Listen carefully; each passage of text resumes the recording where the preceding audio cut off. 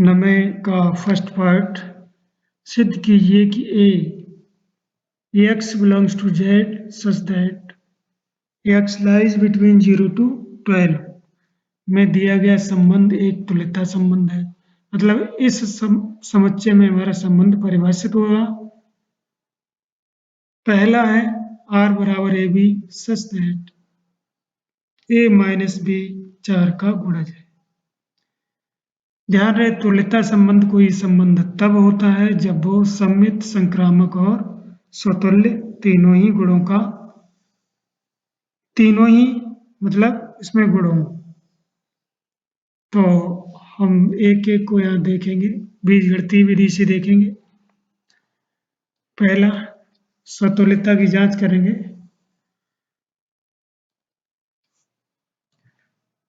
इसमें 4 का गुणज है। इसके लिए एक बात जरूरी है कि ऐसी सभी संख्याएं z यानी पूर्णांकों के समुच्चय से ऐसी सभी संख्याएं जिनमें 4 का भाग चला जाता है और 0 से 12 के बीच में है, 0 से 12 तक है, तो वो 4 का गुणज कहलाएंगे। 0 भी 4 का गुणज होता है, 0 सभी का गुणज होता है, ये ध्यान रखना है। तो कोई संख्या मान लेते हैं, कोई संख्या जनरली मान लेते हैं a belongs to capital E। तो a बिलोंग्स टू r का मतलब ये हुआ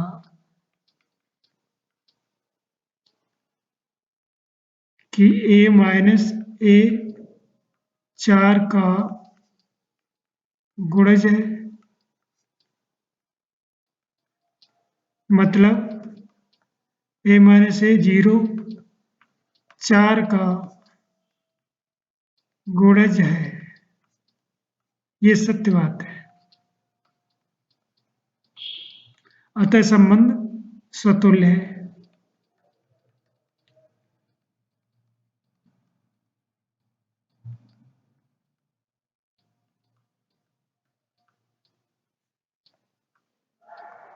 इसके बाद सममितता की जांच कर लेंगे।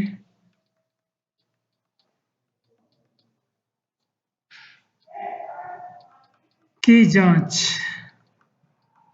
इसके लिए भी हम दो संख्याएं मान लेते हैं। माना ए बी, अभी नहीं, इसको कोष्टक नहीं लगाना है,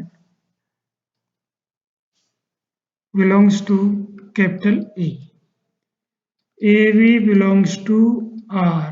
इसका मतलब ये हुआ कि a माइनस बी 4 का गुणज है।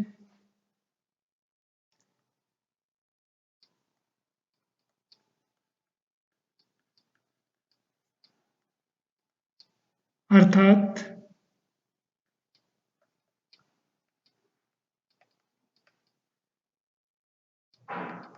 हमने मान लिया 4 की। ऐसे ही ये तो हम ऐसे भी कर सकते हैं ना, चूंकि मापांक में है इसलिए हम ऋण बाहर निकालेंगे तो v माइनस ए हो जाएगा और ऋण बाहर निकलते ही मापांक की वजह से फिर धन हो जाएगा। तो ये भी 4 का ही गुणज होना चाहिए।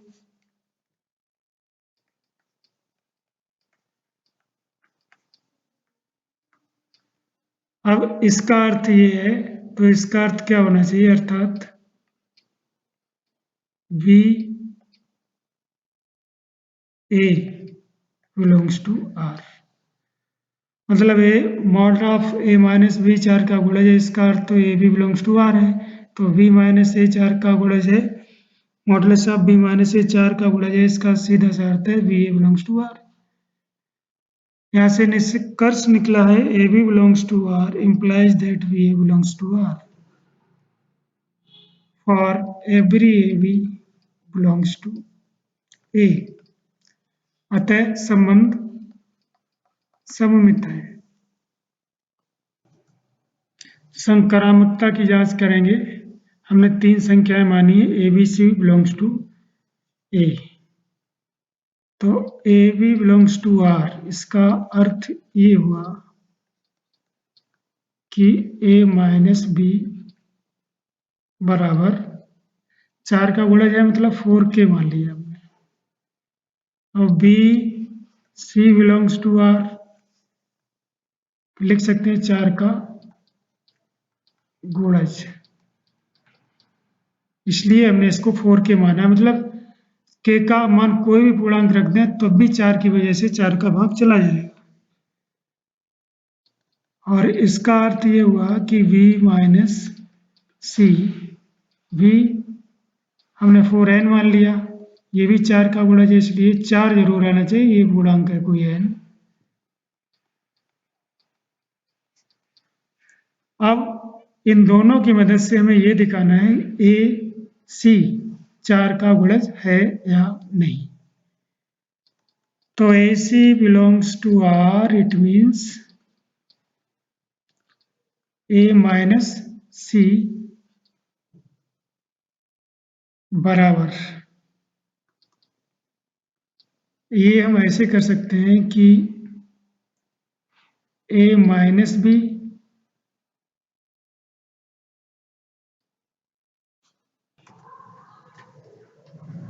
इसका अर्थ ये हुआ, यहाँ से भी हम इन्हें जोड़ लें, प्लस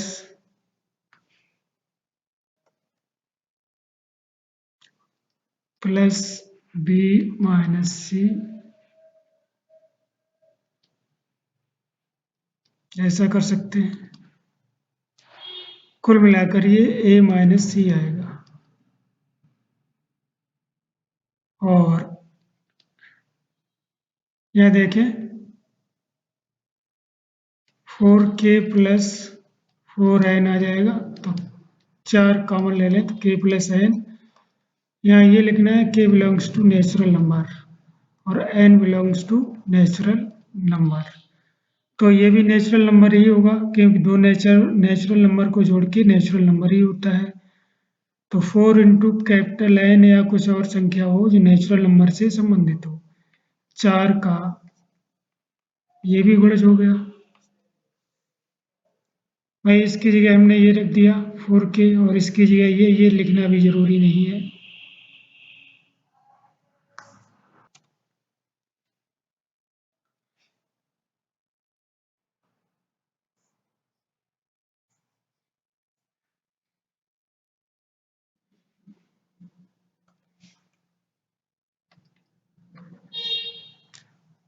फोर पी कर सकते हैं और लिख देंगे p belongs to capital N, यानी 4 का गुणज है, अर्थात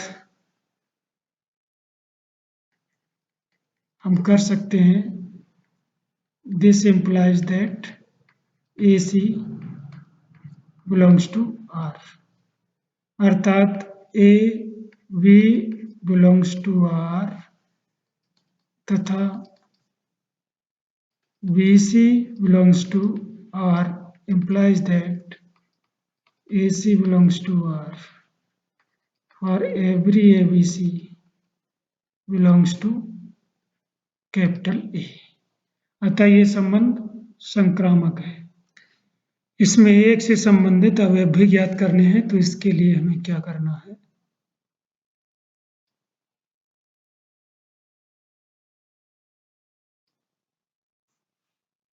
एक से संबंधित अवयवों के लिए माना x1 बिलोंग्स टू A, तब x1 बिलोंग्स टू R, इसका मतलब ये हुआ x माइनस 1 4 का गुणज हो गया। अगर ये गुणज है इसका मतलब ये हुआ कि x माइनस 1 बराबर किसके होना चाहिए, 4 का गुणज, तो इसमें कई सारे होंगे हमारे 0 से 12 के बीच, तो सारे बराबर हो सकते हैं।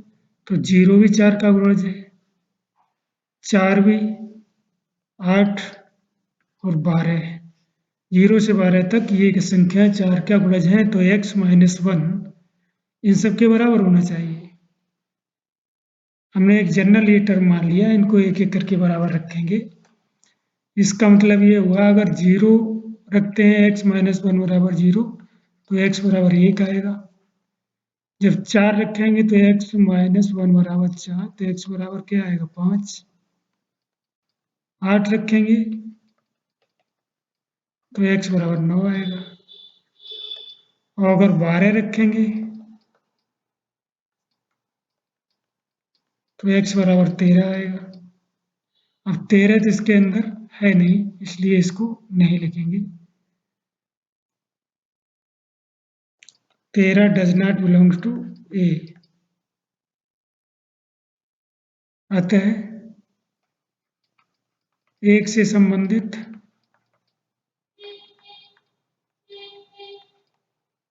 अवयव कितने आ गए? 1, 5, 9, केवल 13 नहीं।